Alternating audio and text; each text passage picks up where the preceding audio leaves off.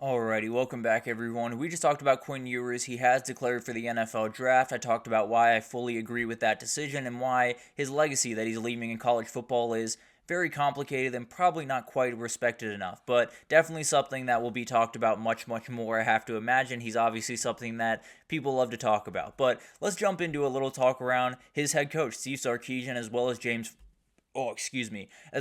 Franklin up there in State College, because 2025 is going to be a very interesting year for both these individuals and for two very different reasons. Penn State got the news that Nick Singleton, Katron Allen, Zakee Wheatley, Zane Durant, Denai Dennis Sutton, obviously Drew Allar are all coming back for the 2025 season. They have reloaded and they are ready to rock in 2025. As for Texas, they've had 20 guys declare for the NFL draft, including Quinn Ewers, 4 offensive linemen, Matthew Golden, Jade Barron, Andrew Makuba, and a lot of other guys that are big-time players. So now you look forward and you're wondering, what does 2025 look like for these two individuals? And I think these are going to be huge years, really defining years for them as they go forward for a very, very long time, but it's very different situations. And real quickly, I'll answer this question about Quinn, but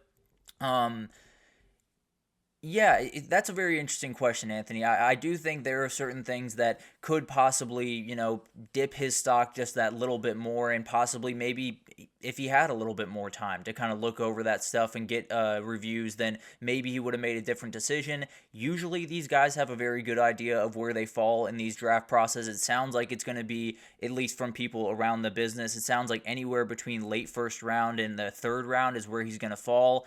I think that's well worth it to go into the NFL draft, if I'm being totally honest. But the injuries are a big time question. He's been injured in a number of years, every single year that he's been a starter at Texas, and that's definitely something that NFL draft people will be thinking about. There's no doubt about that. I tend to believe he is going to go in the second or maybe third round, but I believe the second round. So I think he fully made the right decision. Obviously, only time will really tell on that one, if I'm being totally honest. But getting back to Steve Sarkisian and James Franklin, obviously very different situations as they head into 2025. But for James Franklin, we'll start with why this is a huge year for him. And plainly, it's the year. If you have any year that you can break through, that you can do the thing that everyone has said you can't do, that everyone has dunked on you for years and years about not being able to do, this would be it. You have the two running backs that are absolutely incredible and can be the anchor of your offense. You have the quarterback that, yes, did not play very well against Notre Dame, but continues to develop and is absolutely someone that, at the very least, can execute the offense at a very high level, kind of like a J.J. McCarthy in the 2023 Michigan team. That could be kind of the formula for Penn State in 2025, but you look forward. The chips are at the center of the table. There's really no other way to put it. Now, Abdul Carter, a big-time chip, is off the table. There's no doubt about that, but you look forward. I'm not saying that if they don't win a title, it's an absolute failure. I am saying if they don't get over the hump and get a big time win over Ohio State, over Oregon, over a Big Ten champion in the CFP, they will be talked about. It will be a big, big mistake. And it will be a moment that a lot of people around James Franklin will wonder, is this not only, a joke? Is this not just a punchline anymore? Is this just the reality of who he is? And do we want to make a decision about where we want to move forward? Because there's a lot of different questions about where he's going forward in this. And Anthony, it's a fight back and forth. He's a very, very hard guy to get a beat on, is Quinn Ewers, especially in the NFL draft process. I tend to think a little bit higher of him. I think there are a lot of people in the NFL that will, and really more than anything else, I just think there's going to be a lot of different rankings as we get into that. So I think there's going to be someone that's going to fall in love with him. There's always GMs that fall in love with different guys throughout that process. So I think he's going to go higher than the 4th or 5th round. If he does, then that's a conversation we can have about whether he should have come back or not. But for James Franklin and Penn State, the biggest thing otherwise is new quarterbacks in the for all your rivals in the Big Ten. You look around the Big Ten, it's a lot of inexperienced guys. Not saying you have the most experienced guy in the world, but definitely the most experienced of this group. You have Julian Sain coming in at Ohio State. I fully believe he's going to be a great quarterback. Still a very young guy, no doubt about that. And then you have Dante Moore, a guy over at Oregon that, again, very, very capable. Ability is out the window. Definitely still young. Definitely still kind of getting the reins. And then Bryce Underwood, the guy that's going to be talked about just insane amounts as you head into this season. He is someone that is getting thrown into the fire pretty much right away. Now, maybe Mikey Keene could be a starter over there, but I'd be relatively surprised, if I'm being totally honest. I do think there's a big time question there, and I think when you look forward, Drew Allar is not necessarily the perfect quarterback. He has questions to answer, and he's absolutely someone that needs to take a step forward, but there's no world where he shouldn't be one of the top, if not the top quarterback in the Big Ten, and then one of the top quarterbacks in the country. Truly, that is the period, end of story on that one. If he is not, then this Penn State team is going to leave a lot on the table in 2025. And then this might be the biggest one. James Franklin is a great head coach, and he can win Penn State 10, maybe 11 games a year, and maybe that's good enough for some Penn State fans. Maybe they're okay with that. Maybe they'll just ride out the rest of their days being a good team in college football, and excuse me. Frankly, there are worse ways to spend your time, but the reality is everyone wants to get over the hump. Everyone wants to win a national title. Whether or not how close you are is reality or not, I don't know. But you look around, everyone wants to win a national title, and I'm not saying that James Franklin had a similar year to this year. He's absolutely fired. But I am saying there's a moment throughout this year where if they lose that Ohio State game, if they lose to Michigan, if they lose to Oregon, and they don't necessarily make that big-time step, people are going to be looking around and wondering, do we just pull the plug? Do we just decide to move on from James Franklin, say, we love being good, it's a really, really fun thing, but it's not good enough. We want to be great, we want to be elite, and he's absolutely someone that they're going to have conversations about his future. I'm not saying he's going to get fired after 2025. I'm just saying 2025 is a golden opportunity, and everyone around there knows it, including him, and it definitely could be a very interesting thing to watch. But honest to God, Anthony, I don't think there's any reality where Drew Allar gets beat out for that job. I think his comfortability in that offense is going to be huge. I think his arm talent is truly incredible, and I just think he's a really good quarterback. He did not play great football against Notre Dame. I'm not necessarily arguing that he did, but I do think he's a quarterback that can elevate a ton, and be one of the best quarterbacks in the country next year, really. So I don't expect anyone to come in now. If Ethan Grockmeyer does take over that job, it's very, very clear that he very much deserves that, because if he wouldn't have if Drew Allar was, or if he wasn't, absolutely incredible. So I fully expect Drew Allar to be the starter. If he's not the starter, then I think Penn State has a couple more problems than they're admitting right now. But moving forward to Steve Sarkisian and Texas, because there's a different conversation here.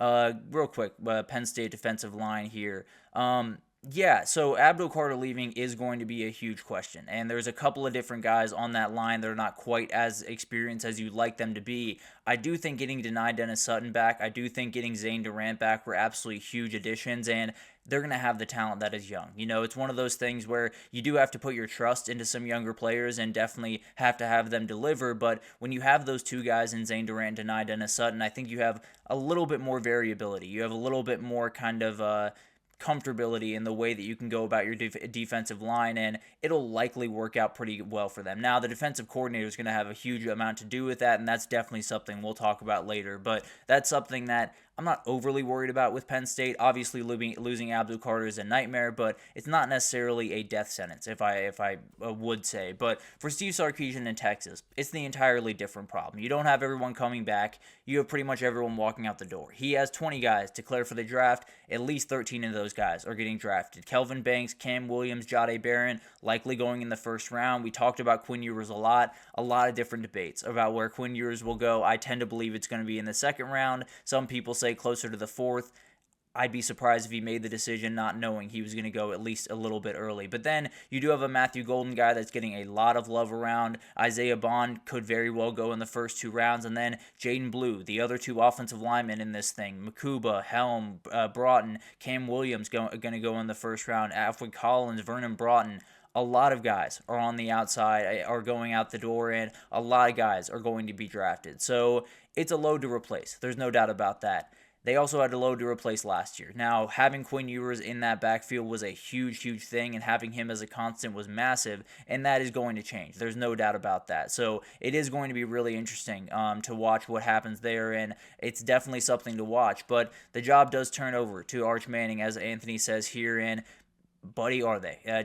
Texas fans and really fans overall in college football are putting way too much pressure on what Arch Manning is going to be, but that's the reality of what that name holds. You're just going to be the guy, and you're going to have to be the guy right away, but that's the other question about this is you are going to change the way you go about offense next year if you're Texas, because we all saw what we saw from Arch Manning this year. The ability to run the football is a real threat to the defense. It's something that they're going to have to use throughout his time in this team. So the habits are going to change just that little bit more. Also, the deep ball is going to be a little bit bigger part of this offense, if I had to imagine, because that is one of his really, really good traits, is his ability to throw the deep ball incredibly well. So it's going to be a fascinating thing to watch, and it's going to take a little bit of a tightrope walk from Sark. Now, there's been a lot of talk around Steve Sarkisian possibly giving up play calling duties on this team. I firmly believe you can't name 5 play callers better than him in the country. I think he should very much be the play caller, but he is going to be tested next year. He will be under a microscope, and that talk will get a little bit louder if they don't necessarily do the things that they want to do in 2025. And as Anthony said, those things might be a little bit wild, but the expectations have been set by Steve Sarkisian and his Texas program. You got to the SEC championship, you got to the CFP, you got to winning 12 games. That's all well and good. Now it's winning a national title, plain and simple. That's what Texas fans want. That's what they want in 2025. I'm not saying it's title or bust in 2025, although I've seen some of that sentiment around the Texas fan base. I do think they're in a position where you have the quarterback that everyone thinks is going to be an absolutely incredible player, that thinks is going to be a revelation. You have a team that was right on the doorstep these past 2 years and is just trying to break through. And they're a team that is going to be ranked, if not in the top 3, number 1 as you go into this season. So a lot of pressure is going to be on this team. A lot of expectations are going to be on this team. So, Anthony, I do have the same questions. I do think Arch is a very interesting guy to watch because you don't really know how great he is at the processing speed and different things, because in the games that he played, while he did really well at different moments, there were moments where he just missed different guys that were wide open, where he underthrew some different throws, where he threw picks where he just really didn't need to. So he's going to have to get better in that area. He's going to have to get better in kind of what we talked about with Carson Beck this entire year, of just taking what the defense gives him, pulling the ball down, running every now and then, and just dumping the ball off to a running back when you really need to. So overall, you look at what these two coaches have to deal with, and they're two very different situations. When you look at James Franklin, everyone's coming back. You have the opportunity to break through when you haven't over the last decade, and you really want to be able to show Penn State fans that you're moving in the right direction. And then you have, for Texas, a lot of people walking out the door, but you have the big guy walking in the door, Arch Manning. And as Anthony talks about, I do think it's possible that there's a couple of freshman yips in the first few games. Now, the good news is in the first game, they go up to Columbus and they play another guy that is going to be making his very first start in college football, in Julian Sayin. Maybe he'll have a couple of yips. And then they do have a couple of relatively easy games as they get into the SEC schedule, but the reality is, and you ask how quickly the Texas fan base will turn on him, about as quick as they turned on Quinn, if I had to imagine. So it's going to be really excuse me, guys.